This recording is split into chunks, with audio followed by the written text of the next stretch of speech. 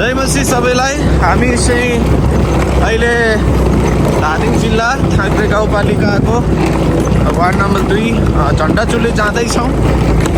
हामी चाहिँ नेपाल वेस्टल्यान्ड चर्च सिमलेबाट हामी डाँडाको प्रार्थनाको लागि चाहिँ हामी यसरी यो प्रस्थान भइराखेको छ।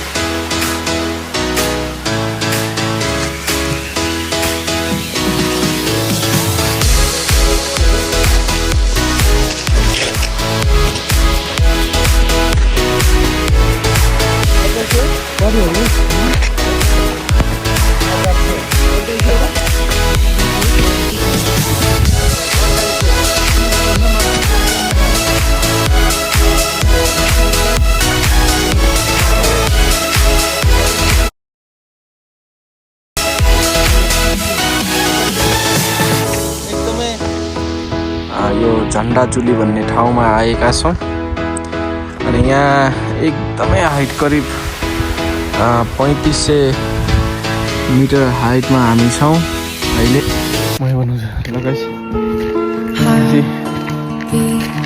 झन्डाचुलीको लागि प्रस्थान गर्दैछौँ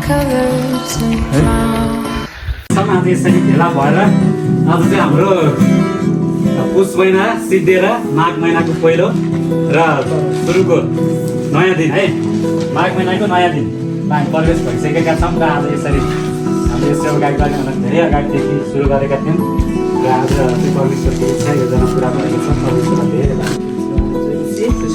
आउनुहोस् हामी प्रार्थना गरौँ। परमेश्वर बुवा, हामी तपाईँ परमप्रभुलाई यो समय हामी तपाईँलाई धन्यवाद दिन्छौँ। स्थितिमा हामीलाई यसरी एक साथ तपाईँले हामीलाई भेला गर्नुभएको छ अनि हामी तपाईँलाई धन्यवाद दिन्छौँ। तपाईँले दिनुभएको बाटोमा यात्रामा दिनुभएको सुरक्षाको लागि हामी धन्यवाद चढाउँदछौँ। अनि प्रभु हामी यसरी यो उच्च स्थानमा हामी आइपुगेका छौँ तपाईँलाई आदर महिमा गर्न। प्रभु तपाईँलाई हामी हृदयबाट तपाईँलाई खोज्न प्रभु हामी यो समय यसरी प्रभु तपाईँ सबैजना कुराहरू देख्दछौँ अनि हामी स्वरहरू बोल्दैछौँ अनि विशेष ठाउँमा आएका छौँ। हाम्रो आँखाले भ्याउन नसक्ने ठाउँ परमेश्वरको नजिकमा गइकन हामी उहाँलाई धन्यवाद चढाउँदैछौँ।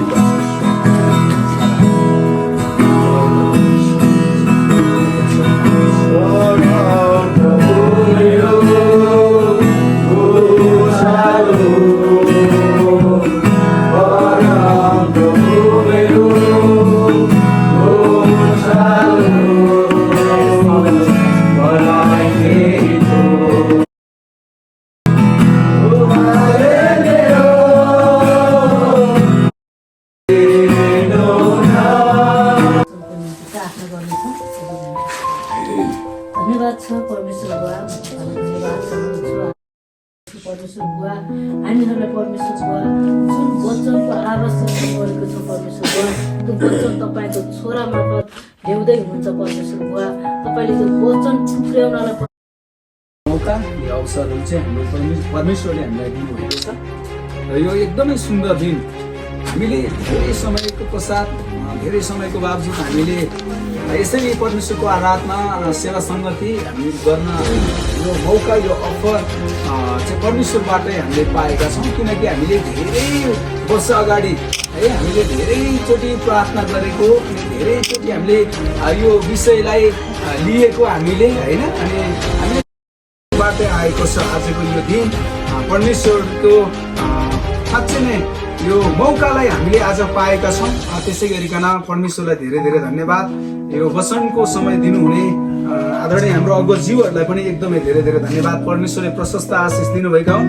म हजुरहरूलाई जुन तपाईँले र मैले पाएका छौँ त्यो चाहिँ तपाईँ र मबाट चाहिँ तपाईँले र मैले चाहिँ असल प्रकारले सदुपयोग गर्नबाट थोरै जान्ने कोसिस गर्नेछौँ। र त्यसै कारणले गर्दाखेरि 31 हामी आजको यो वचन खण्डलाई हेर्दैछौँ आउनुभयो। यसरी लेखिएको छ, उहाँले थकितहरूलाई बल दिनुहुन्छ र कमजोरहरूको शक्ति बढाइदिनुहुन्छ। युवक पनि दुर्बल र थकित हुन्छन् र जवान मानिसहरू थाकेर लौट्छन्। तर परमप्रभुको आशा गर्नेहरूको बल फेरि नयाँ हुनेछ।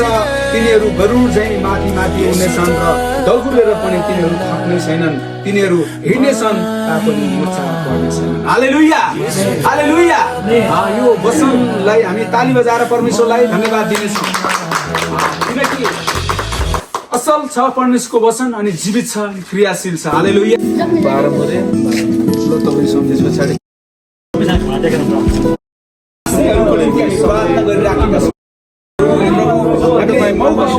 पाएका छौँ। यो अवसरमा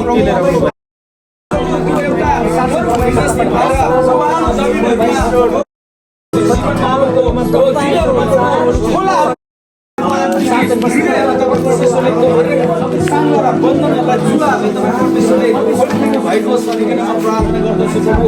विभिन्न स्थान विभिन्न वेशभूषा सबै जातिहरूले प्रभु तपाईँ परमप्रभुको पाँचौँ वचन अनुसार पवित्र आत्माले प्रभु उहाँलाई तपाईँ परमेश्वरले डराउनु भएको प्रार्थना गर्दछु। पवित्र येशू अनि त्यसै गरिकन वचनको धिराले सर्वात्मा प्रभु तपाईँले यस ठाउँको प्रभु सामना भन्नु पर्दैन नि। ल हाम्रो यो चाहिँ आजको आशिषमय यहाँ चिया अनि यहाँ यसरी चाहिँ निकै यसरी हाम्रो अन्तिमको कार्यक्रम हुँदैछ। हाम्रो सङ्गति सके पश्चातै हाम्रो अनि साङले प्रार्थना सके पश्चातै मिलन कस्तो लागिरहेछ आजको ट्रिप? राकेश भाइ बाबा ओहो